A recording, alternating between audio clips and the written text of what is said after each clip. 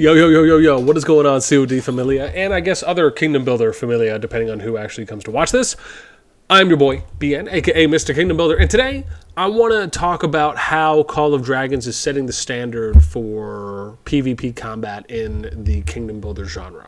And to do that, we're going to compare a couple of games to Call of Dragons, where we're going to show you clips from their PvP through the ages, I guess through some odd years ago, all the way up until where Call of Dragons is at now. And then I'm going to go over and explain why it is that there's so much more benefit into doing it the way that Call of Dragons is doing it compared to some of the game's peers. Okay, first and foremost, let us show you off the goods. The goods are a little sneak preview to something I'm working on, but we're going to be looking at Lords Mobile, we'll look at Evany, we'll look at Clash of Kings, we're going to look at State of Survival and Rise of Kingdoms, right? So we're going to look at essentially 6 games if you include Call of Dragons. Now the reason I chose these was just pretty simple, right? These are the most downloaded games. These games are within the most downloaded games right now, kind of in the history of Kingdom Builders thus far, at least from the data I've been able to pull. And you can see kind of all over 75 million. So let's first start with Evany. So you can see here in Evany where a hit's going to drop, and then you're going to see a number of players, or actually maybe it's that one there, and you're going to see the hit go, and then units are retreating, right? So again, this is more of a rally. I would imagine if it's open field, or sorry, not open field, but if it's kind of one-on-one or swarming with multiple players that are attacking, it's kind of similar. It's point A to point B PvP, right? Okay, let's get over to Lords Mobile, right? So showing you some Lords Mobile right now, we have, again, attacks that are going down, and you can see very similar, right? You can see multiple blue lines going to this player, attacks that are coming down. Hang on, sweetie. And we end up having kind of multiple individuals that are all converging on one, but it's the same similar thing, right? Point A to point B combat that you're seeing. Very similar here, with the exception of this actually looks like a rally compared to some of the other ones that may have been that mixed in with some individual player hits.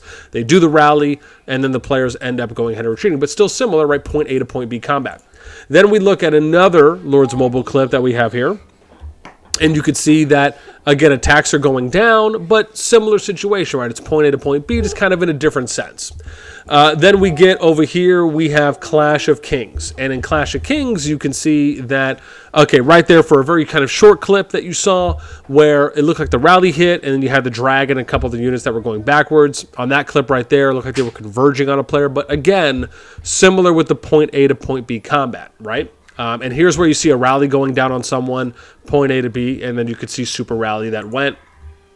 And then we get over to State of Survival. Now, with State of Survival, you can see pretty similar, right? Attacks that are going down, march, and then you see the very similar, right? So whether it's an individual that are hitting, which looks like it here, but it's very similar, right? It's point A, point B. There's not really the open field. You could also see the lines indicating as such, right? Very similar to a couple of the games that we've seen before.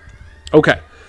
Then we go over here to Rise of Kingdoms. And this is where things start to progress beyond just a kind of point A to point B if we're doing solo attacks, if it's multiple units that are kind of going, I guess, walking through the open field to kind of get from their cities to other player cities or objectives. And now you're seeing more open field movement, right? So this is kind of free movement, if you will, where you have a unit that you can put out in the field and then you can move it wherever you want to go. It's not point to A, but it's more fluid at this point, right? So it's free.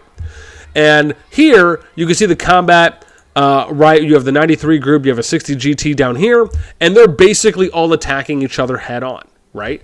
Now, the interesting part that I have found, because when I got into Rise of Kingdoms, you know, probably around the 100, give or take, kingdoms that were released. I don't know if that was still beta or a little bit after. But one of the things I always liked about Rock was that it always felt as though it was kind of pushing that frontier during that time that I was playing, and I'm sure right to later extents as well. But it was one of the first games that I had invested that amount of time into playing, where I played it for a number of years.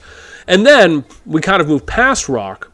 And the one thing I'm going to note here for Rock is that even if you have a ranged unit in Rock, right? If it's an archer unit, which again, you classify as ranged. If you have a ranged unit, or if you have 2 ranged units, right? Let's just to really hammer the point home.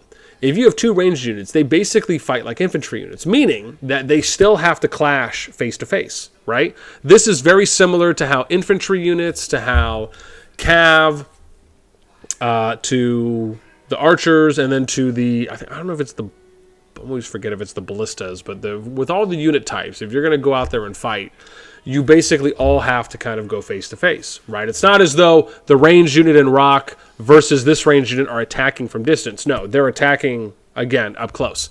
And then we look at Call of Dragons. Now, here's an example. Now, Call of Dragons is about 11 months old, right? It came out in March of 2023.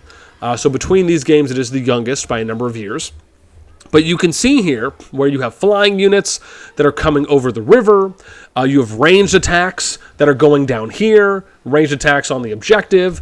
You can see that there's ranged attacks that are going down here, right, back and forth. Again, along with the open field kind of free movement. So the interesting part is that you look at the development and the progression of games over a period, and one of the reasons why I truly believe that Call of Dragons offers the most competitive and best overall PvP combat experience in the genre of Kingdom Builders thus far, and is setting the standard as doing such, or you could say pioneering, based on the quality, consistency, and with its current in-game mechanics that it offers players.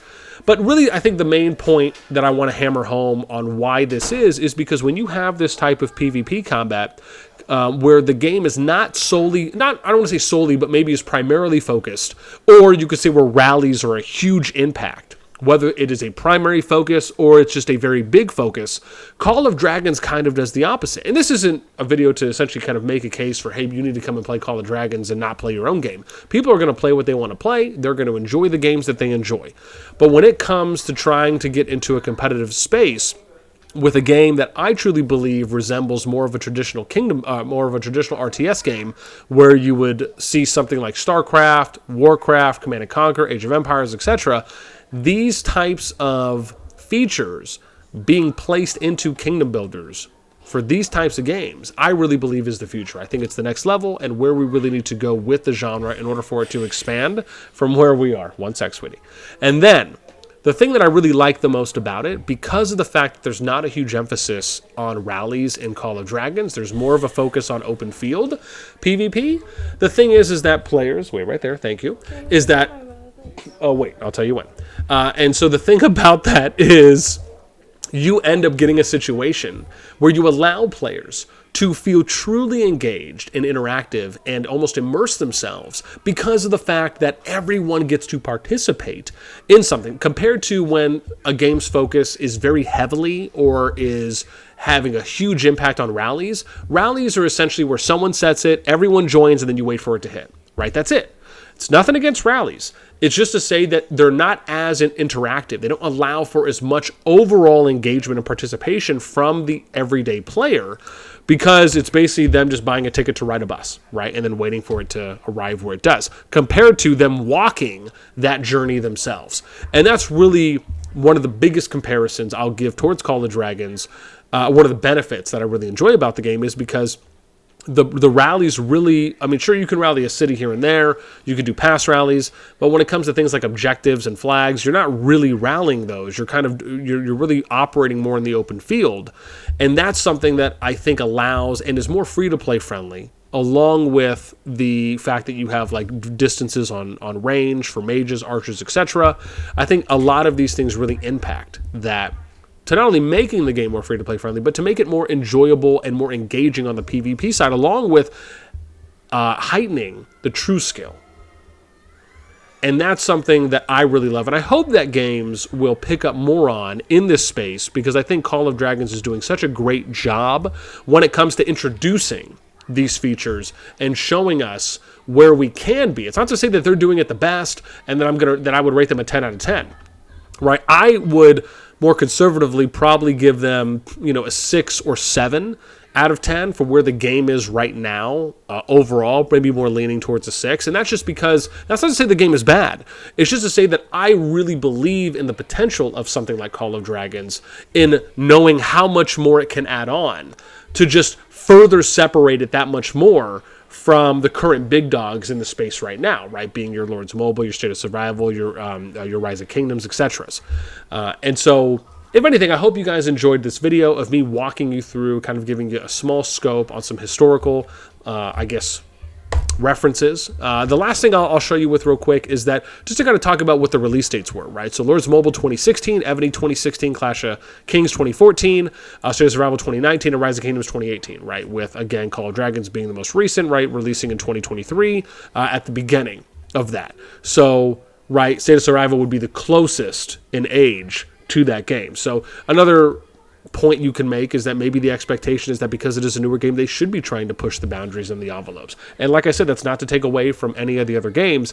It's just to show you kind of the historical development of how PvP combat has evolved and why it is that I really love what Call of Dragons is doing compared to games that I was playing earlier in some of the younger days. So again, I'd love to hear your thoughts, right? Did you like kind of being able to see the development of the PvP combat from a couple of these games? Were there certain things that you like? Do you play other kingdom builders that maybe have unique features and identifiers outside of what I showed?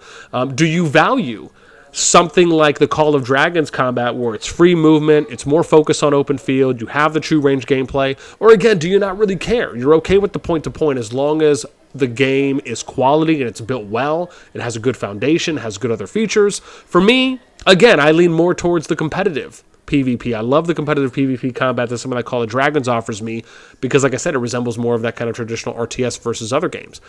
And even though I played Infinity Kingdom, which was a point A to point B game, and I really enjoyed it, I thought it had a lot of potential. Again, sad to kind of see it fall off in my opinion, but that is something that I've played on both sides and have enjoyed games on both sides. This is just something that I prefer. So again, I'd love to hear what you prefer. Let me know in the comments down below. That's going to do it for me. As always, until next time, I'll catch you later.